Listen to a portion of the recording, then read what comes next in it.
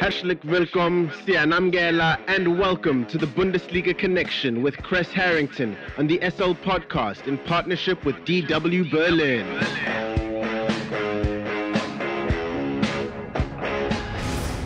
It's time for the latest from Germany's domestic football league, the Bundesliga, and more. For that, we are joined by Kres Harrington from our partner station Deutsche Welle in Berlin, Germany.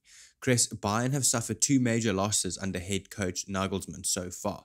One is the German Cup, and now Bochum have slayed the league giants. Yeah, Nagelsmann suffering those two major defeats, I believe, will put pressure on him to make sure that doesn't happen again. He is the most expensive coach in the history of the sport, so obviously there's pressure that comes with that. But the reality is no Manuel Neuer between the posts equals problems for Bayern Munich. That's clear. I mentioned that, last week when you have Sven Ulreich, between the posts, he barely gets time. Bayern's form tends to dip. The entire defense looked like they gave up. No one played well on defense at all for Bayern.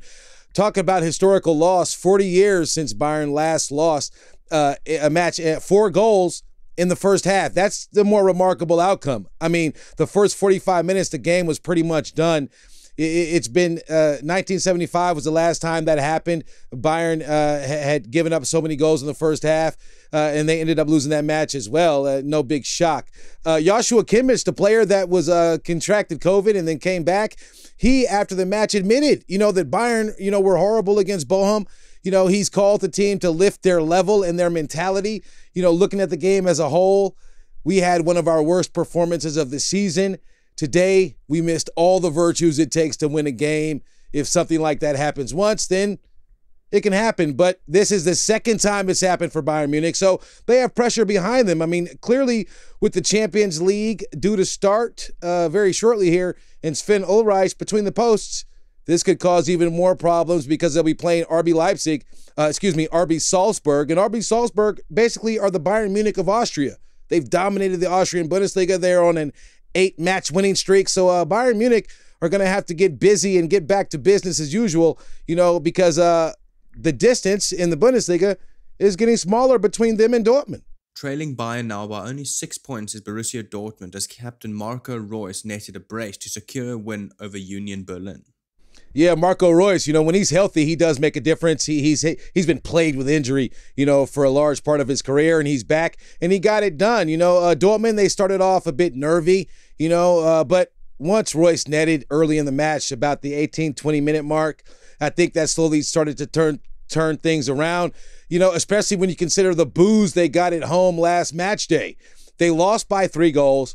They flipped the team around completely. They're like an on and off switch. I mentioned this in the past. Well, they were on against Union Berlin, a team very tight to them in the standings, and they defeated them by 3 goals. I mean, Royce doubling up, on the offensive production is good. It's what they need with no Erling Haaland in the lineup, especially.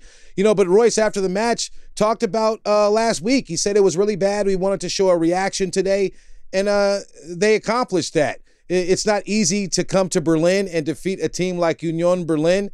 But the reality is when Marco Rues was asked about the title race, which is obviously is the most interesting part right now, the race between them and Bayern Munich, he said, we don't need to keep answering those questions, so please stop asking them.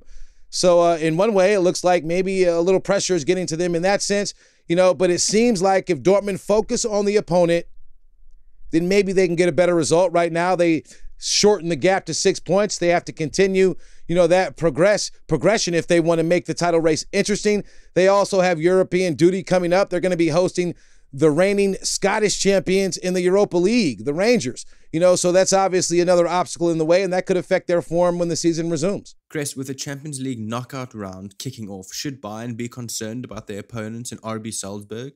Yeah, just to kind of reiterate what I've said already, Sven Ulreich, I think, is a concern.